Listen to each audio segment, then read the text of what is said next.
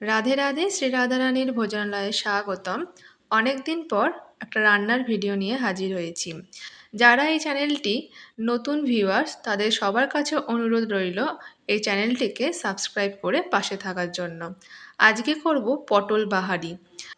পটল দিয়ে পনির দিয়ে রেসিপি তো আমরা করেই থাকি, তবে এই পটল আর পনির দিয়ে আজকের এই বাহারি রেসিপিটা একটু অন্য রকমের হতে চলেছে। রেসিপিটা হলে আর কিন্তু অন্য কোনো পদের দরকার হবে না, এই একটা মাত্র পদ দিয়েই পুরো ভাত খাওয়া হয়ে যাবে। তাই অবশ্যই বলবো এই রেসিপিটা একবার হলেও তোমরা বাড়িতে করে দেখো। প্রথমেতেই কয়েকটা পটল নিয়ে নিয়েছি, আর পটলের গায়ের খোসাটা এইভাবে ছুলে বাদ দিয়ে দিচ্ছি। এইভাবে পটলের খোসা ছুলে বাদ দিয়ে দিলে পটলটা ভাজা হওয়ার পরেও পটলটা বেশ গোটা গোটা থাকে, ভেঙে যায় না। পটলটা ছোট ছোট করে বানিয়ে নেওয়ার পর বেশ খানিকটা পনির নিয়ে নেব, আর পনিরটা গ্রেটারের সাহায্যে গ্রেট করে নেব। আজকের এই রেসিপিটা এতটাই সোজা যে কোনো রকম মশলাও বেশি লাগবে না, একদম অল্প কিছু মশলাতেই রেডি হয়ে যাবে। তো এখানেতে নিয়ে নিয়েছি বেশ খানিকটা পরিমাণ কাঁচা পনির, তারপরে সেটা গ্রেটারের সাহায্যে গ্রেট করে নিচ্ছি। এইভাবে গ্রেট করে নেওয়ার পর বেশ খানিকটা পনির আমি নিয়ে নিলাম, আর একটুখানি পনির আমি রেখেই দিয়েছি। গ্রেট করা পনিরটা পটলের পরিমাণ অনুযায়ী দিলেই হবে।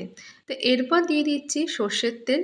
সর্ষের তেলটা গরম হলে কালো জিরা ফোড়ন দিয়ে তারপর দিয়ে দিলাম পটলগুলো।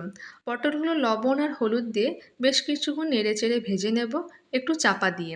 ঢাকনা দিয়ে ভাজলে পটলটা নরমও হয়ে যাবে আর ভাজাটাও তাড়াতাড়ি হয়ে যাবে। তো এখানেতে আমি লবণ আর হলুদটা পরিমাণ মতন দিয়ে দিলাম। তারপরে একটু নেড়ে ছেড়ে দিয়ে দেবো ঢাকনাটা। আর একটা মশলা রেডি করে নেব, সেটা হচ্ছে সর্ষে। দুই রকম সর্ষে নিয়েছি, কালো সর্ষে আর সাদা সর্ষে, আর পোস্ত, আর সাথে কাঁচা লঙ্কা, যেটা তোমরা বেটে দিতেও পারো, চিড়ে দিতেও পারো। আর এর সাথে আর কোনো রকম মশলা দিতে লাগবে না। আমি এখানে শিলনোড়াতে বেটে নিচ্ছি। 1 চামচ পোস্ত নিয়েছি, হাফ চামচ কালো সর্ষে আর হাফ চামচ মতন সাদা সর্ষে। মশলা দুটো বেটে নেওয়ার পর এরপর দেখো ঢাকনা খুলে নিয়েছি, আর পটলটা বেশ লালচে লালচে করে ভাজা হয়ে গেছে। আর এইভাবে ভাজলে পটলের মধ্যে থাকা কাঁচা গন্ধটাও অনেক অংশে চলে যায়। এরপর দিয়ে দিচ্ছি গ্রেট করে রাখা কাঁচা পনিরটা। এরপর পনিরটা পটলের সাথে খুব ভালোভাবে নেড়ে চেড়ে প্রায় 5 মিনিট ধরে হাতে সময় নিয়ে, গ্যাসের ফ্লেমটা কমিয়ে রেখে একটু সময় নিয়ে রান্না করে নেব, যাতে পনিরটাও এবার পটলের সাথে ভালোভাবে ভাজা ভাজা হয়ে যায়। আর পনির থেকেও বেশ কিছুটা তেল বেরিয়ে আসে। পনিরটা ভালো করে ভাজা ভাজা হয়ে গেছে পটলের সাথে। এরপর দিয়ে দেবো মশলাটি।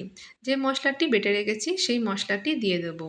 সর্ষে বাটা 2 রকমের, আর পোস্ত বাটা। আমি কাঁচা লঙ্কাটা বাটিনি, কাঁচা লঙ্কাটা আমি এখানে চিড়ে দিয়ে দেবো। তো এখানেতে সর্ষে পোস্তটা দেওয়ার পর অল্প একটু জল দিয়ে 1 মিনিট মতো নেড়েচেড়ে নেওয়ার পরেই তারপরে কিন্তু বেশ খানিকটা জল দিয়ে ঢাকনা দিয়ে দেবো। তো এখানেতে আমি বেশ খানিকটা জল দিয়ে দিচ্ছি। এরপর দিয়ে দিলাম চিড়ে রাখা 2টো কাঁচা লঙ্কা। এরপর জল দিয়ে দিয়েছি যেহেতু, তার জন্য দিয়ে দেবো একটু স্বাদ মতন লবণ আর একটু শুকনো লঙ্কার গুঁড়ো, যেটা ভিডিও ক্লিপে দেখলাম নেই। তার জন্য আমি খুবই দুঃখিত। তবে তোমরা অবশ্যই জলটা দেওয়ার পরে একটু শুকনো লঙ্কার গুঁড়ো দিতে পারো, আর স্বাদ মতন লবণটা দিতে পারো। যেহেতু এখানে পনির দেওয়া হয়েছে, তাই আলাদা করে তো লবণ দিইনি, তাই জল দেওয়ার পর অবশ্যই একটু লবণ দিতে হবে, আর দিতে হবে একটু চিনি। তারপর নেড়েচেড়ে নিয়ে আমি ঢাকনা দিয়ে দিয়েছিলাম। একদম গ্যাসের ফ্লেম কমিয়ে 5টা মিনিট হতে দিয়েছি। 5 মিনিট পর ঢাকনা খুলে নিয়েছি, আর পটলটাও বেশ নরম হয়েই গেছে। যেহেতু আমি এখানে চাপা দিয়ে ভেজেছিলাম, তাই পটলটা খুব তাড়াতাড়ি নরম হয়ে যায়। আর এই বাহারি রেসিপিটাতে পটল আর পনিরটা একদম শুকনো শুকনো হয়ে গেলেই ভালো হয়। আর গরম ভাতের সাথে এই রকম একটা রেসিপি তোমরা অবশ্যই একবার ট্রাই করে দেখো। ভালো লাগলে অবশ্যই লাইক দিয়ে দিও আর কমেন্ট করে জানিও।